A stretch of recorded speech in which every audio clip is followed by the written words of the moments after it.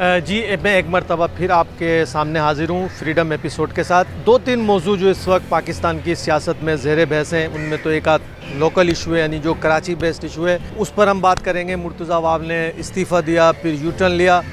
दूसरा हम बात करेंगे कि कल बिलावल भुट्टो ने प्रेस कॉन्फ्रेंस की है, उसमें कुछ पाकिस्तान की सियासत के हवाले से कुछ बातें की हैं। 2-4 मिनट इस मौजू पर बात करेंगे।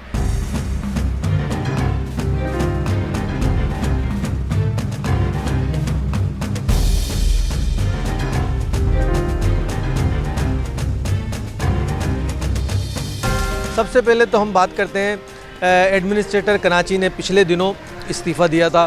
बहुत अच्छी बात है। इस्तीफ़े की जो उनकी वजूहत सामने आई वो ये सामने आई कि वो जो कराची के शहरियों से यूटिलिटी चार्जेस के नाम पर कुछ पैसे के इलेक्ट्रिक के बिलों में एडजस्ट करके लेना चाह रहे थे।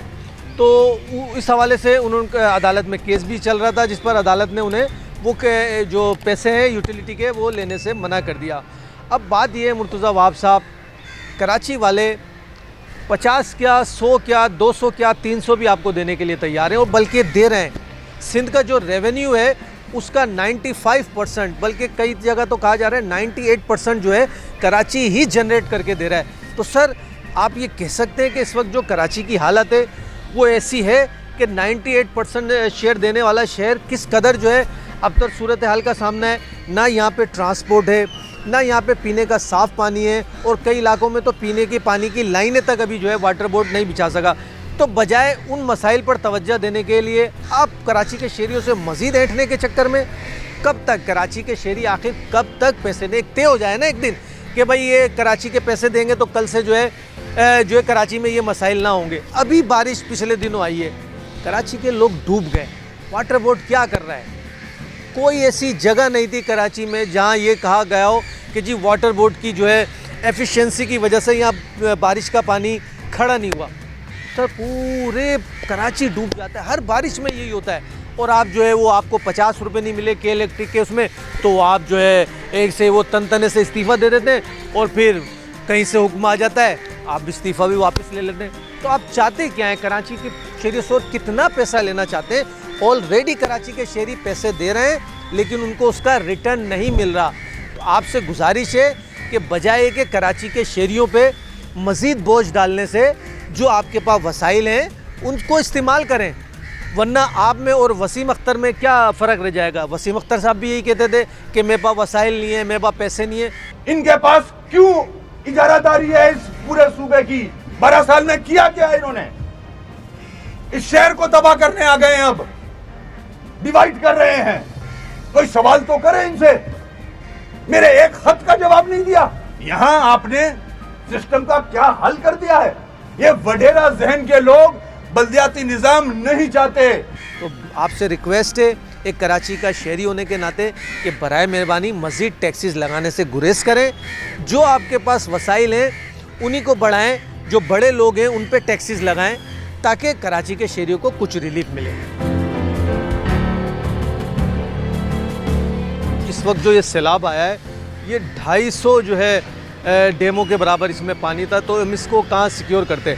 सर बात ये है कि ये तो सही बात है कि जब इतने से ज़्यादा पानी आ जाए तो आप उसको कंट्रोल नहीं कर सकते, लेकिन सर एक विल होती है, एक चीज़ होती है विल, कि नज़र आता है कि आप करना चाह रहे थे लेकिन आपसे हुआ नहीं।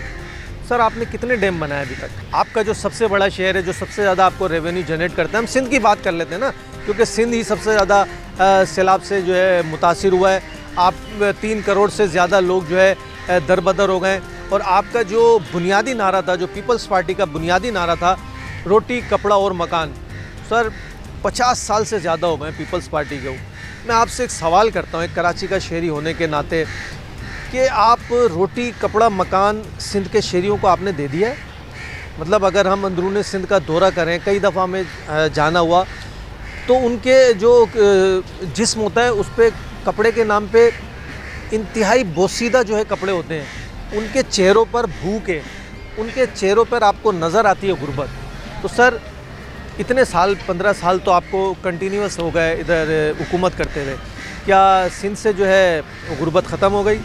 वहाँ के लोगों को आपने रोटी दे दी, वहाँ के लोगों को आपने कपड़ा दे दिया, वहाँ के लोगों को आपने मकान दे दिया? सर नहीं दिया। दूसरी बात आपने ये कहा कि या तो हम सियासत बचा लें या अपने लोगों को बचा लें, यानी आपने कहा कि जी बल्दियाती इलेक्शन के लिए जो हम जो है ना मज़ीद जो है फोर्स नहीं दे सकते कराची में।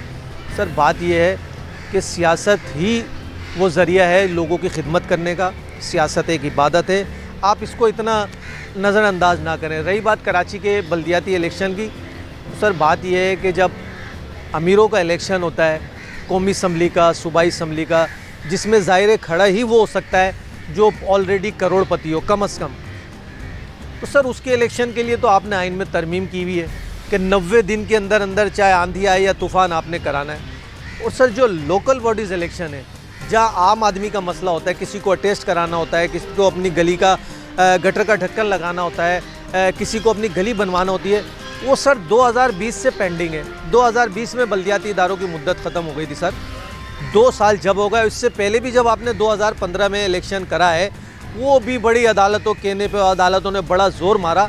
आप लोग क्यों नहीं कराना चाहते इलेक्शन? आप कहते हैं आप जमहूरियत के आप सबसे बड़े अलमबरदार हैं, लेकिन हालत ये है कि आप कभी खुश दिली से इलेक्शन कराना ही नहीं चाहते। ये लोकल बॉडी जो है इलेक्शन है, ये लोगों का, गली मोहल्लों का इलेक्शन होता है, तो इसको मज़ीद लेट ना करें। आपसे रिक्वेस्ट है कि इसको 23 अक्टूबर का जो बल्दियाती इलेक्शन है, सिंध हुकूमत को हिदायत करें कि वो इलेक्शन कमीशन को इस हवाले से फैसिलिटेट करे और इस हवाले से जो भी इंतज़ामात लेने हों वो लिए जाएँ।